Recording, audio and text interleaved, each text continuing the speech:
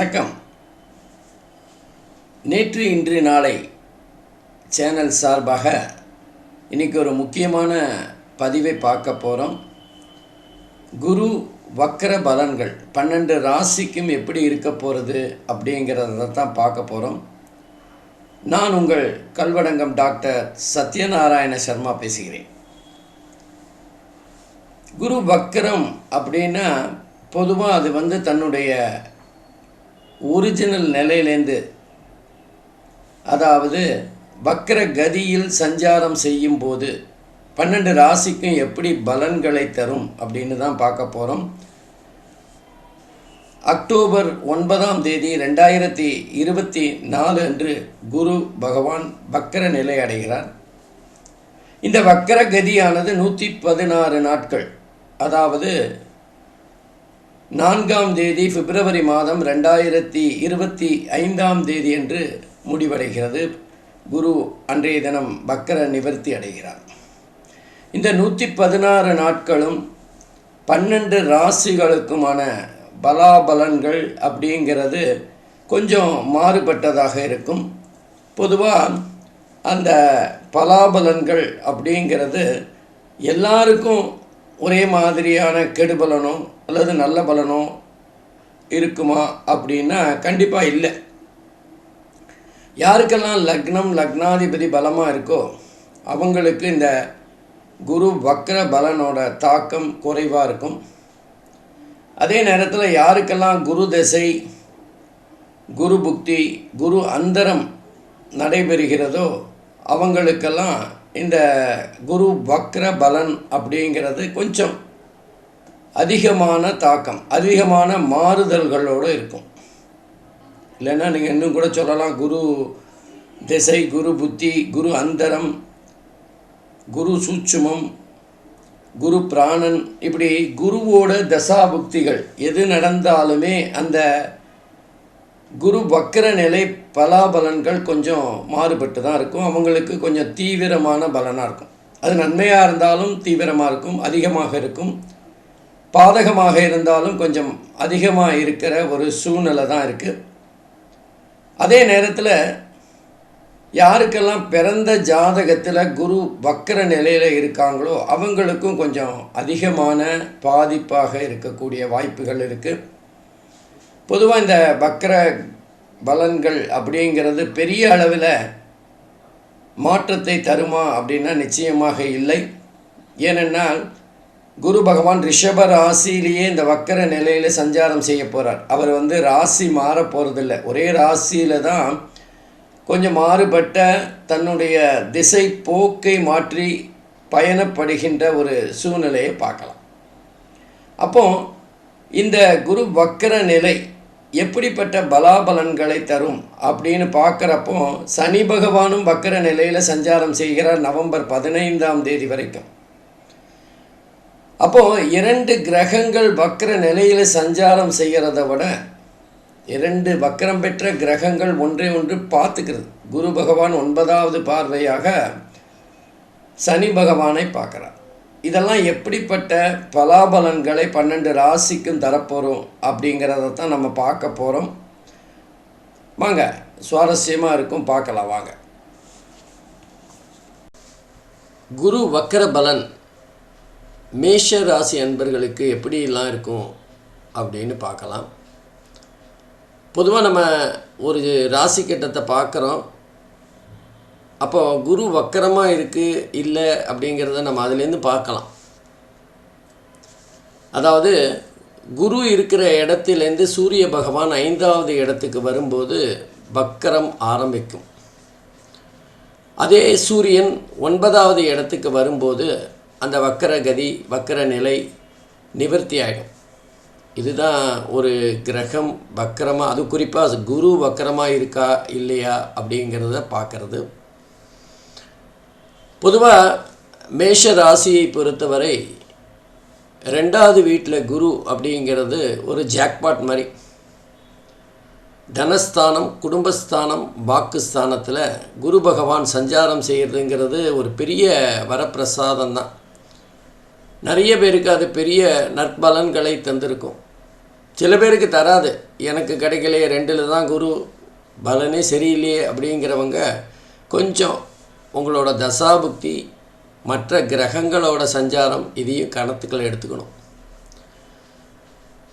நீங்கள் மேலே வேகமாக போகும்போது மற்ற கிரகங்கள் பின்னோக்கி உங்களை இழுக்கிறது, அவ்வளோதான். மற்றபடி 2வது வீட்டில் குருவுக்கு அற்புதமான இடம் அப்படின்னு தான் சொல்லணும். அப்போது மேஷ ராசிக்கு இந்த வக்கர பலன் எப்படி இருக்கும் அப்படின்னு பார்க்கலாம். பொதுவாக 2வது வீடு அப்படிங்கிறது செல்வத்தை கொடுக்கக்கூடியது, பண வருமானத்தை பல வழிகளில் மேஷ ராசிக்கு தரக்கூடிய இடம். குடும்பத்தில் சுபிட்சமாக இருக்கும். ஏன்னா குரு பகவான் நேர்மை, ஒழுக்கம், நியாயம் அப்படி வாழ வைக்கணும் நம்மளை. ஒருத்தருக்கு குரு பலமாக இருந்தால் அவங்க நேர்மை தவறாதவங்களாக இருப்பாங்க. ஒழுக்கம்ங்கிறது ரொம்ப ரொம்ப முக்கியத்துவம் கொடுத்து வாழ்வாங்க.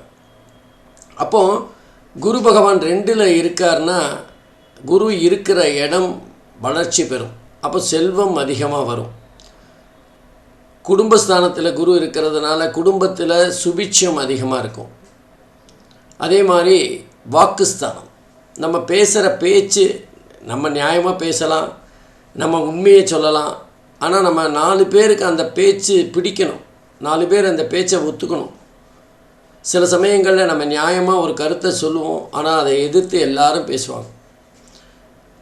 அதே நேரம் மற்ற நேரத்தில் நம்ம போகிற போக்கில் 2 வார்த்தை சொல்லுவோம், அதை எல்லாரும் பிடிச்சி ரொம்ப ஸ்லாகித்து பேசுவாங்க. ரொம்ப அற்புதமாக இருந்து, நீங்கள் பேசினது ரொம்ப ரொம்ப அற்புதமாக இருந்துமாங்க. நம்ம இன்டென்ஷனாக பேசியிருக்க மாட்டோம். அப்போது அந்த நேரத்தில் நம்ம வாக்குஸ்தானம் பலமாக இருக்குதுன்னு அர்த்தம். அப்போது ஒரே வார்த்தை தான், ஒரே விஷயந்தான், நம்ம பேசுகிறது சில பேருக்கு சில நேரங்களில் பிடிக்கிறது, சில பேருக்கு பிடிக்காமே போயிடுது. அப்போது குரு பகவான் வாக்குஸ்தானத்தில் இருக்கும்போது உங்களுடைய வாக்கு, நீங்கள் அலுவலகத்தில் வேலை செய்கிறதா இருந்தாலும் நீங்கள் சொல்கிற பேச்சை எல்லோரும் கேட்பாங்க. நீங்கள் சொல்கிற ஆலோசனை உங்ககிட்ட வந்து கேட்பாங்க. அதே குடும்பத்துலேயும் உங்ககிட்ட ஒரு மரியாதையோடு எல்லாரும் நீங்கள் சொல்கிறத முடிவாக எடுத்துப்பாங்க. எப்போ நம்மளுக்கு ஒரு மரியாதை, அந்தஸ்து, முக்கியத்துவம் இதெல்லாம் கிடைக்கிறதோ அப்போ நம்ம மனசில் சந்தோஷமும் அதிகரிக்கும், பணமும் அதிகரிக்கும். குறிப்பாக தனம் அதிகரிக்கிறதுனால குடும்பத்தில் பணம், சந்தோஷம், நிம்மதி, மதிப்பு, மரியாதை எல்லாம் கூடக்கூடிய ஒரு தன்மையை பார்க்கலாம்.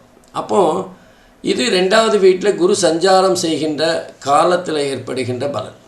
இப்போ வக்கரமாக இருக்கார், அவர் என்ன பண்ண போகிறார் அப்படிங்கிறது தான் மிக மிக முக்கியமான கேள்வி. அப்போ அந்த பணத்தெல்லாம் வராமல் தடுத்துருவாரா, இல்லை குடும்பத்தில் நிம்மதி இல்லாமல் பண்ணிடுவாரா, இல்லை நம்ம பேசுகிற பேச்சுக்கு எல்லாரும் கண்டனம் தெரிவிப்பாங்களா அப்படிங்கிற கேள்வி எல்லாருக்கும் வரும். குரு சுபகிரகம் தான். பொதுவாக குருவுக்கு 2 பலன் தான். ஒன்று நல்ல பலன்களை தருவார், இல்லது நல்ல பலன்களை தருவதை நிறுத்தி விடுவார், அவ்வளோ. கெட்ட பலன்லாம் குரு பகவான் தரமாட்டார். 3, 4ல் தான் கொஞ்சம் சுமாராக. ஏன்னா நம்ம முயற்சிகளை தடுக்கிற இடம். நம்ம சுகஸ்தானத்தை வீண் செலவு எதுக்குன்னு சொல்லும்போது நம்ம ஆடம்பரமாக எதுவும் பண்ண முடியாதில்ல. அப்போ சுகஸ்தானத்தை கெடுத்துருவார். இப்போ கார் வாங்கணும்னு நினைக்கிறோம், கார் இப்போ எதுக்கு, நம்ம இருக்கிற இதில் கார்லாம் வாங்கி கடன் வாங்கணுமா அப்படின்னு நல்ல ஆலோசனை தான், நம்முடைய சுகஸ்தானத்தை தடுத்துருவார். அப்போ குரு பகவான் 3, 4 தவிர மற்ற எல்லா இடத்துலையும் குரு பகவான் தன்னுடைய நியாயத்தை தான் சொல்கிறார். 3, 4ல் நம்ம கொஞ்சம் அதை நமக்கு எதிராக இருக்குது, மற்ற இடங்களில் நமக்கு ரொம்ப பிடித்தமாக இருக்குது. அப்போது இந்த குரு வக்கர பலன் மேஷ ராசிக்காரங்களுக்கு எப்படி மாற்ற போகிறது அப்படின்னு பார்த்தோன்னா, இப்போ செல்வம் வரும்னு சொன்னேன், நம்ம கையில் பணம் வரும், நிறைய வரும். இப்போ வக்கர நிலையிலையும் பணம் நம்மக்கிட்ட வரும், ஆனால் பின்னாடியே செலவும் வந்து நிற்கும். 2வது, நம்ம வருமானத்தை எப்படி சம்பாதிக்கிறோம் அப்படிங்கிற இதில் வந்து சில பிரச்சனைகள் வரும். நம்ம நியாயமாக தான் அதே மாதிரி தான் சம்பாதிச்சிருப்போம். போன வருஷம் எப்படி சம்பாதிச்சோமோ, குரு 2ல் இருக்கும்போது ஆரம்பத்தில் எப்படி சம்பாதிச்சோமோ அதே மாதிரி தான் சம்பாதிப்போம். ஆனால் இப்போ தேவையில்லாமல் சில சந்தேகங்கள் நம்ம மேலே வரும். நம்முடைய ஆடம்பரம் மற்றவங்களுக்கு கண்ணை உறுத்தும். அதே மாதிரி குடும்பத்தில் நம்ம நியாயமாக இருந்தாலும் நீங்கள் எதுக்குமே ஒத்து வர மாட்டேன்றீங்க, நாங்கள் சந்தோஷமாக இருக்கிறது உங்களுக்கு பிடிக்கலையா அப்படிங்கிற கேள்விகள்லாம் வரும். இந்த மாதிரி மறைமுகமான சில தாக்குதல்கள் இந்த நேரத்தில் இந்த மேஷராசி அன்பர்களுக்கு கிடைக்கும். அதே அவங்க ஒன்றும் அடிப்படை குணம் மாற போகிறதில்ல. ஆனால் அவங்களோட செயல்பாடுகள் இந்த வக்கர நிலையில் வேறு மாதிரியாக எதிர்கொள்கின்ற ஒரு சூழ்நிலையை பார்க்கலாம்.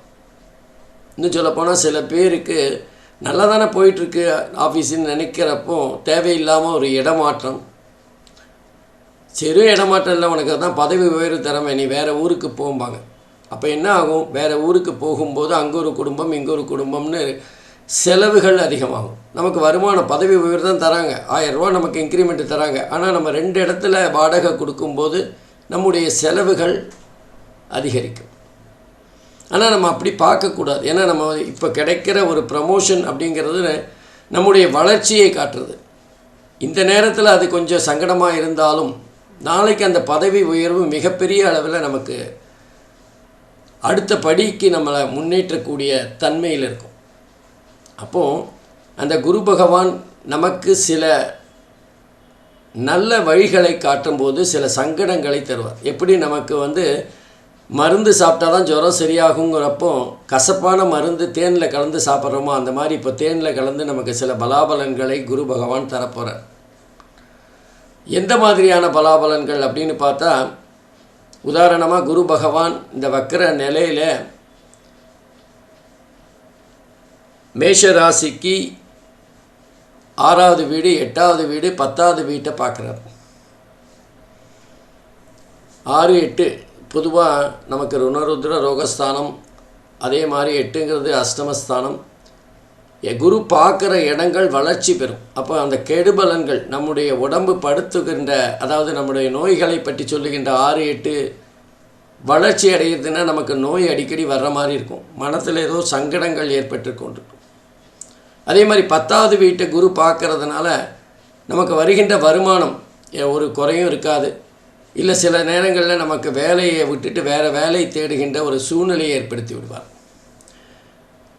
இல்லது நம்ம வேலையில் ஏதாவது நியாயமான ஒரு விஷயத்தை சொல்லி அது எதிர் விமர்சனங்களை பெற்று தந்துடும்.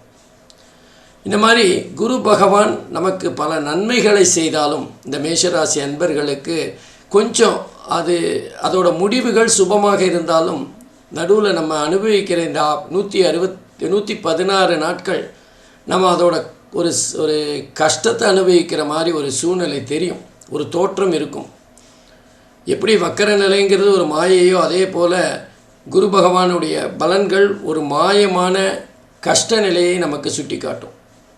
பார்க்குறதுக்கு கஷ்டமாக இருந்தாலும் முடிவில் அது சுபமாக இருக்கும். ஆகவே இந்த காலகட்டத்தில் மேஷராசி அன்பர்கள் பண கஷ்டம் இல்லைன்னாலும் பணம் செலவு அதிகமாக இருக்கிற ஒரு சூழ்நிலையை பார்க்கலாம்.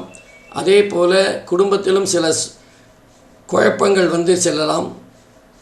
நம்முடைய பேச்சு மற்றவர்களுக்கு வேறு மாதிரியாக தெரியக்கூடிய வாய்ப்புகள் இருக்குது. ஆகவே கொஞ்சம் எச்சரிக்கையாக அந்த 116 நாட்கள் இருந்தால் எல்லாமே சுபமாக முடியும். நன்றி, வணக்கம்.